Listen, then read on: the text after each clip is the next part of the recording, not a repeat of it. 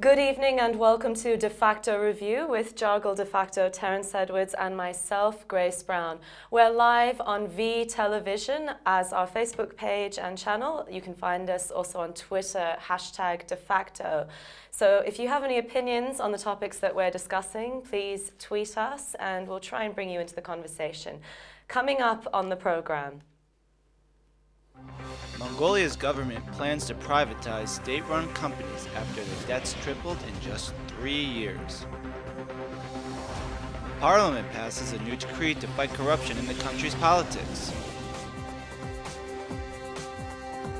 A new report by the United Nations warns that 2 billion children worldwide are breathing unsafe air. We'll be discussing the situation in Mongolia. And a Jurassic encounter after a giant dinosaur skull is unearthed in Darhan.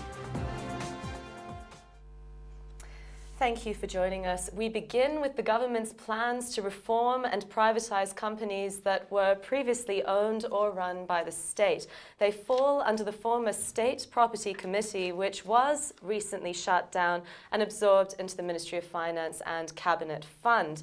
Now, the proposed plans could affect about 100 Mongolian companies. It comes after a recent report that their debts tripled between 2012 and 2015. Terry, what's the latest? So when you look at the numbers, it's pretty clear that this is a tremendous drag for the state economy. Last year, we saw 10.8 trillion tugrik owed to creditors compared to About 3.5. 3.5 in 2012. Yeah. So when you have a fiscal crisis like we do today, for the short term, this is some money in the pocket, but for the long term, it's relieving a huge burden. And so debts being what they owe creditors, but also their deficits have significantly increased. The difference between their liabilities and their assets, right? Yeah, that's exactly it. So pretty bad straits at the moment for Mongolia's SOE, state-owned enterprises. Which companies could the plans affect? Who are we talking about here? Well, we're looking at Darhan Metallurgical Plant, the Darhan Oil, the Mongolia Stock Exchange. Those are the real ones that you would think of first. That's right. Now, Jargle, there's been a lot of skepticism as to why the State Property Committee was closed in the first place. It was said at the time that this was to reduce political influence in the management of state entities. What's your take? State Property Committee, as you said, was abolished by the previous government, and this new government just established it back under new name, re-established it. It's called State Property Policy Coordinating Committee. And whatever it is called, the state wants to bring to some order in house. And as Terry said, the house is not in order because they have increased the debt. Yet the state is in a big debt, foreign debt itself, the budget. So now the issue arriving from that, do we need the committee? Do we need the state property at all? So first of all, in that connection, I raised an issue of role of the government in the economy. Second, the capacity of the government. The third, the privatization issue. On first, the role of the government in the economy in Mongolia is becoming increasingly larger, which is against the general transition from centrally planned economy to market economy. And market economy is based on private property, not state property. First. Secondly, in Mongolia, state-owned enterprises are actually political party-owned enterprises, which you can prove when they change at every election the CEO of the state-owned companies. And as we saw with Oyutolgoy recently. With every state-owned companies, if the government status changes, they take over with the new political party nominees. So now the question is, state-owned enterprise, are they a political entity or economic entity? If it is economic entity, it should be profit-oriented, not debt-oriented. They should not increase at least the debt, the now 10 billion trillion tugrik is about what? About 4 billion US dollar, which is almost more than our foreign bonds. So it's raising very serious questions about the capacity of the state. The second point I want to raise, the capacity. If you choose leaders, CEOs of a company based on political basis, they might not necessarily have the expertise for that industry. That's exactly what's happening, and plus the bad thing is here, these CEOs not because they are fired without any contract, just because the government has changed, then where's the responsibility? Where's the contract? Yeah. So this is the second concern about privatization. Now they talk about privatization of those companies, many companies. I'm not surprised at all, because just after election they always talk about privatization, in particular Miat, several other companies, and they never do it. Why? Because it is in not their interests. Because then they will lose airplanes that can take any time, free of charge, fly anywhere they want without payment. Actually, it's costly, very costly, the engine, everything. So we pay for that.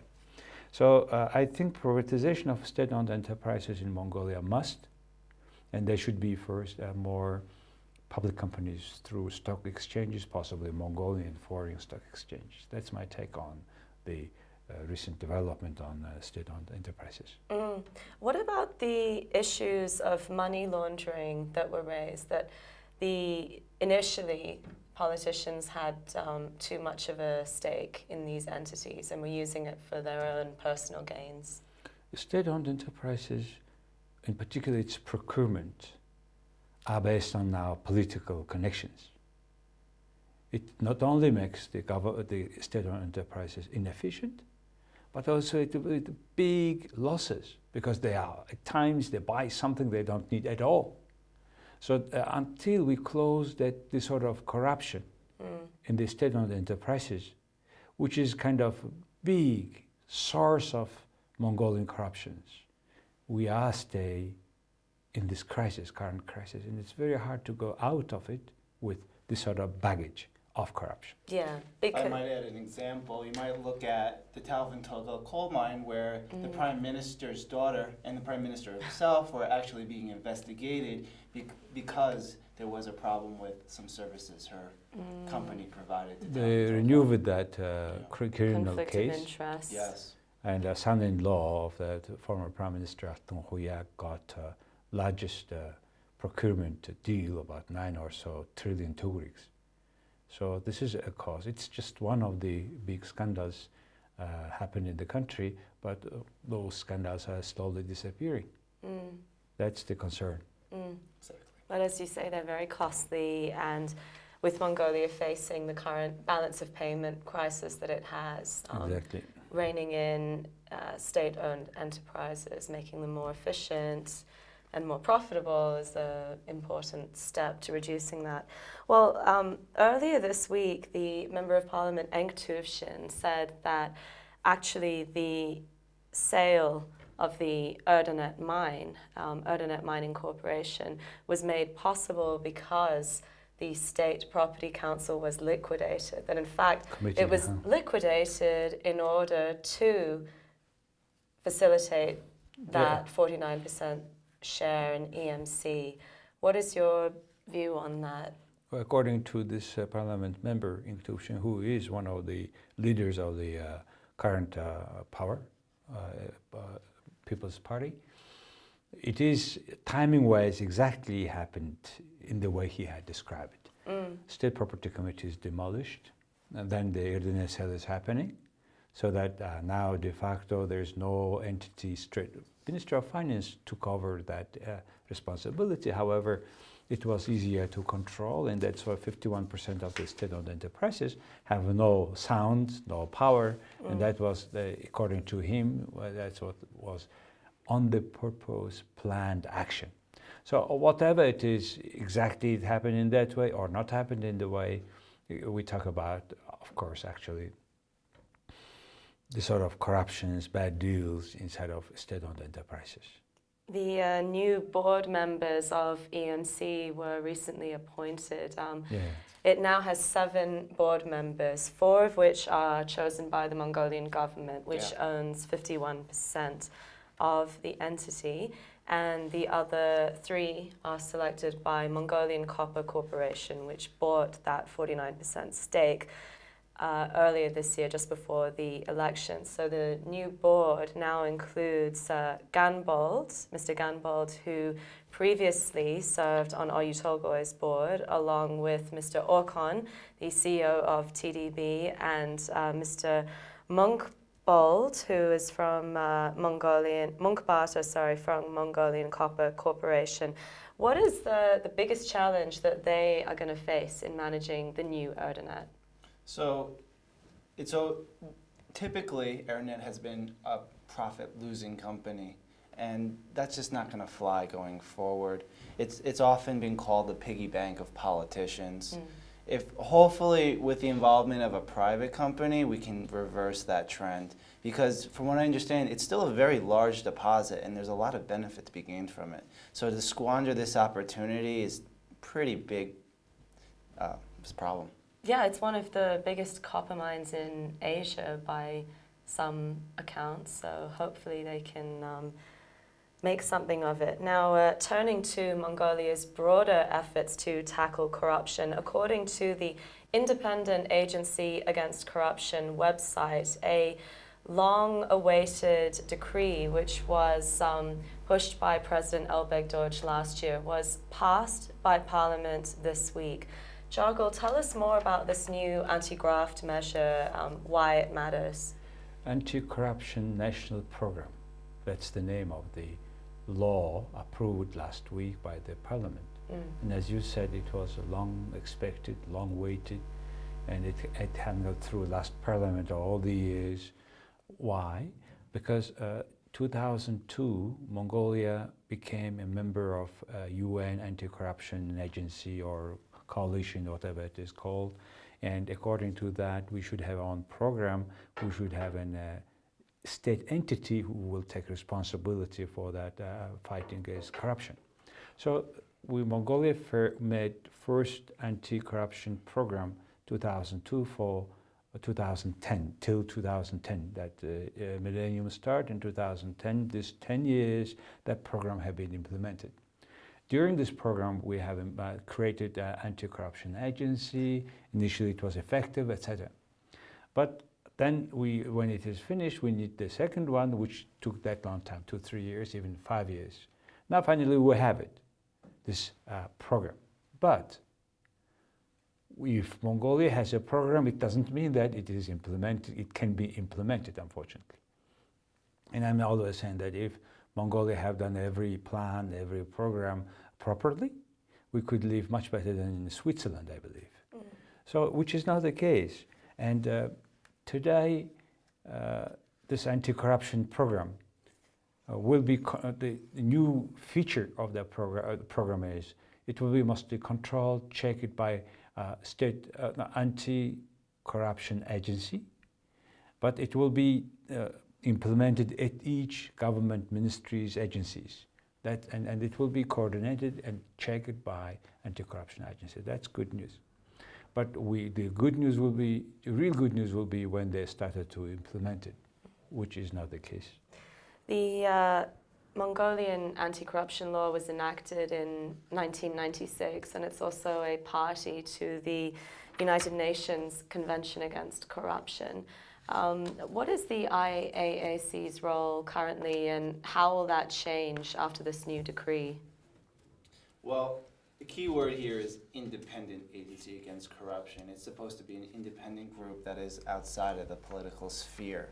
So it turns 10 years old next year, and there's been some problems brought up by groups such as Globe International that there is a problem with independence. Because there are appointments made directly by the president, some people see that there is too much control over their agenda. Yeah, the OECD released a report just over a week ago criticizing the procurement of services and appointment of judges in Mongolia. Exactly. Yeah. But to get to your question more specifically, they are the watchdogs over politicians to make sure they are standing in line with Mongolia's laws, not getting involved with corruption and bribery. Mm. And will that role change now that we have this new decree? Hard to say. There was a new organization proposed that was rejected without discussion by Parliament. But they do have a new proposal to discuss. We'll see what happens in the future. At this moment, we don't have too many details. Yeah. Well, what? Expectation is high, Yeah. but actually Mongolia, since the program has adopted, earlier at the start of millennium, I think Mongolian corruption had increased. And it comes to such a level. Or reporting of corruption. Very funny thing is the reporting is also increased. Mm. That means also probably the cases are increased. But however, larger scandals, corruption cases, raising very strongly all around, then slowly disappearing. And it was the case brought by another parliament member at the discussions of that program. They said, look, high-ranking officials involved with corruption cases are slowly disappearing. Will it be changed with this new program? That is a big question in front of Mongolian society today. Well, I have to point out, though, since the transition to a new government, we've seen so many new investigations into former authorities. So I actually This happens every time there's a change in government, though, doesn't it? So I would actually expect when the time comes for Transparency International's corruption perception index, Mongolia is going to fall down on their score in maybe some places. Mm. What was the problem with the previous system of anti-corruption? Apparently only mid and lower level officials were being investigated, is that right? The problem was big cases started, they opened the file, and then slowly it disappeared. Because now we have so many cases involved political leaders, political party leaders, high-ranking officials, ministers, but those are slowly disappearing in this country. The main reason is there's no differences between political parties now. Whoever is in the power, they are becoming corrupt. And now I think this non-transparent businesses control not only one party, the whole parties, interconnected.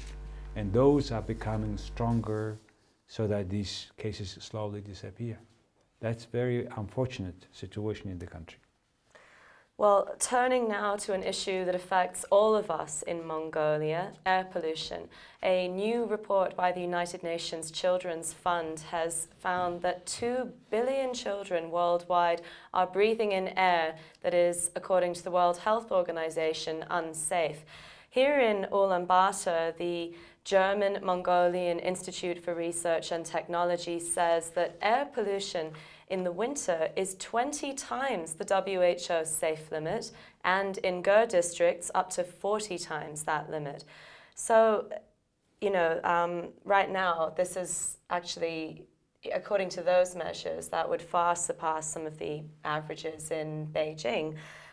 What are some of the key public health concerns related to Mongolia's air pollution? First of all, it's the number one public health issue, the air quality. But the only problem with us is we remember this ant and grasshoppers fairy tale. They agreed to work all summer and to prepare good for winter. But when winter comes, grasshopper comes and knocks the door of ant. I'm frozen, please let me come in. Then the ant says, what you have been doing, grasshopper, for whole summer? He said, oh, I was so busy singing. And then ant said, okay, then now if you have spent all your summer singing, then you spend all your winter now dancing. That was the answer. So the Mongolians, we are like this, because now we are, in summer comes, we forget about air quality, all the smoke issues. When now the air becomes like this, as you have described it, then now we start to talk. Yeah. That's very unfortunate, first. Secondly, there are many programs the government implemented, several billion US dollars projects. Certain part of it is just wasted. Certain corruption cases are there now. But the remaining part, changed 40% of Ger district households' stove with the more efficient stove. And the smoke, even if I coal, you cannot see much. It's so clean. The clean burning But stoves, what happened was, according to a recent newspaper, a journalist came to several parts of the city and checked who is burning what and what is the cost. Prices are different, of course, depending on location, depending on the quality of coal.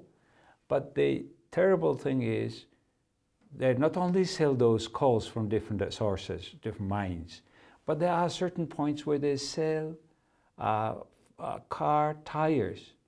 That's right, yeah, for burning rubber. Yeah. And the rubber burned there, tires in particular burned, they buy very cheap, and they say it keeps whole day. And yet this burning, the smoke, the whole chemicals are so dangerous.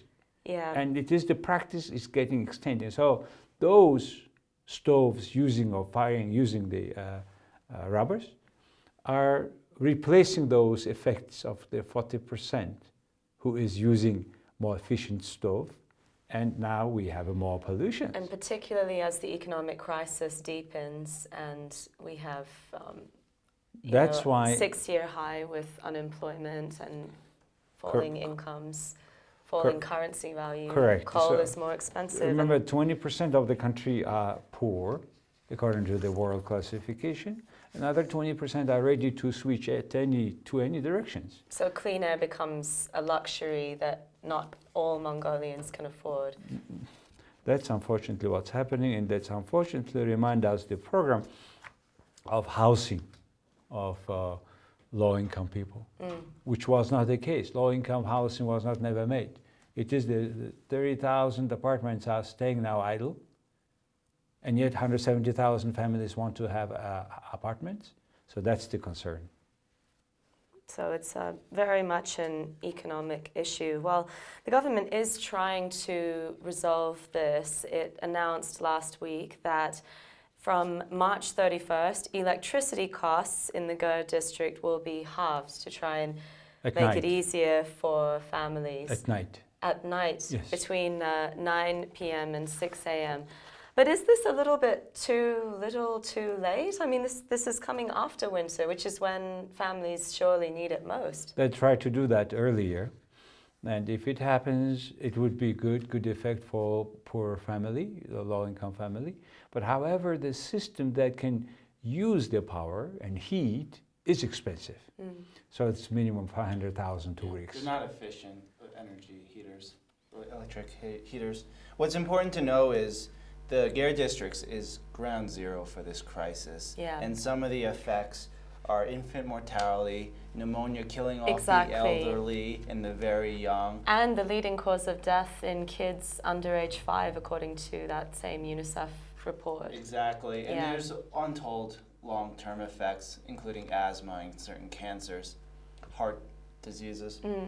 So it's really important to realize that this is a problem affecting Mongolia's poorest and most vulnerable. Absolutely.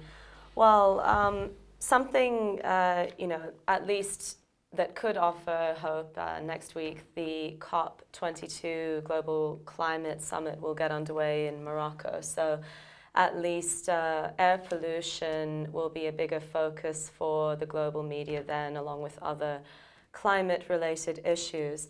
Well, finally, to end on something a little more positive, a new dinosaur discovery in Darkhan was made last week after a herder chanced upon an enormous fossilized skull. It's 80 by 35 centimeters, almost a meter, pretty big. The skull. And it's said to be it's said to belong to, oh my goodness, I'm going to try and say this right, the Rhinoceratoidae. I swear I practiced that, and it's still really hard to say. The Rhinoceratoidae, which is, as you might guess, related to the rhinoceros family. Do we have any more news on this, Terry? Well, there was an enormous footprint found, 106 centimeters. That's right. 77 centimeters wide. In September. Yes. That's right, in the Gobi Desert. Also, the Hollywood actor Nicolas Cage. Yes, when's he bringing it back? Or when's it coming back? $240,000 he spent for buying that dinosaurs, and he's giving back to Mongolia. Because it was on the black market. He was not aware. He was unaware. Well, on that black market, my comment would be, so many dinosaurs turned out silently crossed the Mongolian border and sold in this sort of black markets.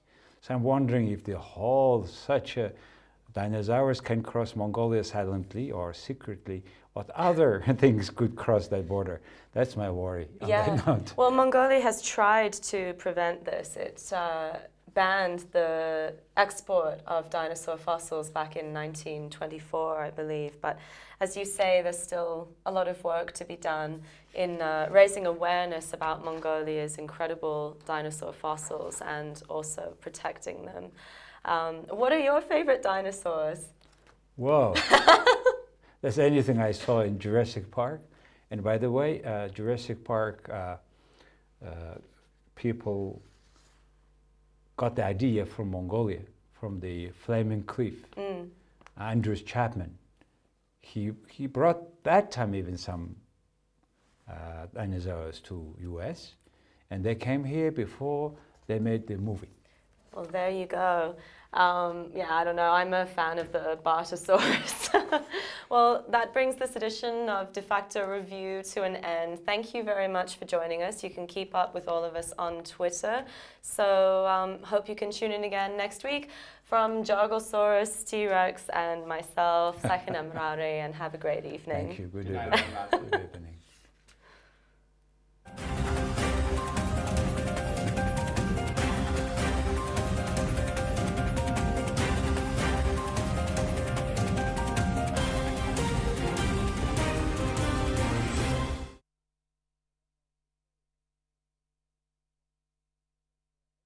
Mongolian Mining Journal.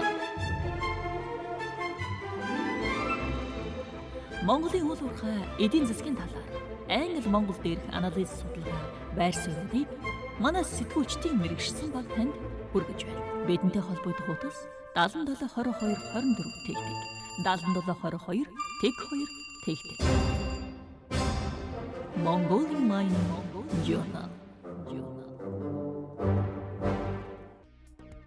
Кармелэн брэнд нь өөртөө ихтэй бүсгүйчүүдэд зориулан Лондон хотноо уралсан гоёмсог загварын бүтээл юм. Хувцас нэг бүрт онцлог шинжийг тусган гараар уралдаг ба дээд зэргийн оёдлын техник, тансаг зэрэглэлийн давуу болон гоёлууд нь Кармелэн брэндийн үнцийн түүхийг илэрхийлж байдаг. Кармелэн